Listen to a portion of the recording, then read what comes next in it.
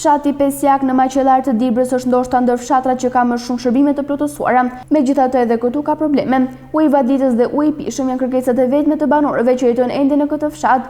Rruga është asfaltuar, energji elektrike është në linje të reja, shërbimi i tërheqjes së mbeturinave është në këtë fshat. Ramadan Koreni shpreh se shumë investime jetike janë bërë, ndërsa duhet edhe pak investim për të përfunduar sistemimin e ujrave të zeza. Ky fshat ka një problem, ka probleme në ujë të pishëm. Nuk na mjafton se kemi një orë ujë në ditë.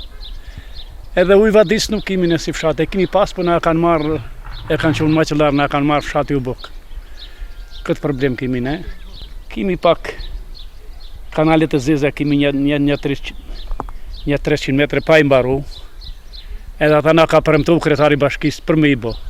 Po rruga është e shtruar, me rrugë, me energji kemi prukrit, me shtylla të reja, gjithë kemi bë. Tamam. Nuk ka një ankesë, vetëm këto. Me makinë e lomët pastrimit, vjen makina i merr mbeturinat këtu, sedhin mbeturina kundma. Ashtu si të gjithë fshatrat e tjerë, as fshati Pesjak nuk i ka shpëtuar largimit të banorëve. Dikur në këtë fshat jetonin më shumë se 40 familje, ndërsa sot kanë mbetur shumë pak. Vetë Ramadan Koreni thotë se 7 djemtë e tij i kanë emigrim, ashtu si shumë të rinj të tjerë të këtij fshati. Ka, janë larguar një pjesë në emigrim, vinë. Janë largu, pjesë më madhe. Po ne 20 familje kemi qenë këtu, 20 kemi pas punë në Buqiz. E ne tani janë largu, ata që kanë qenë në Buqiz janë largu.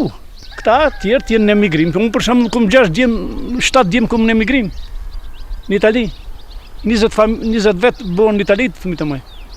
Që punojnë atje. Çish në demokraci, çish kur hap demokracia, në gurbet kanë qenë fëmijët e mëj. 7 djem. Nga ana tjetër, Ramadan Koreni beson se djemtë e tij, por edhe të rinjtë e tjerë do të rikthejnë një ditë për të jetuar në fshatin Pesjak. Jo të kthehen, po i kanë shtëpitë ata, ai kanë bërë shtëpi, ai shoh shtëpi. Të kthehen ata. Kanë shkuar për të punuar, se s'kan punë këtu, ku kanë punë këtu?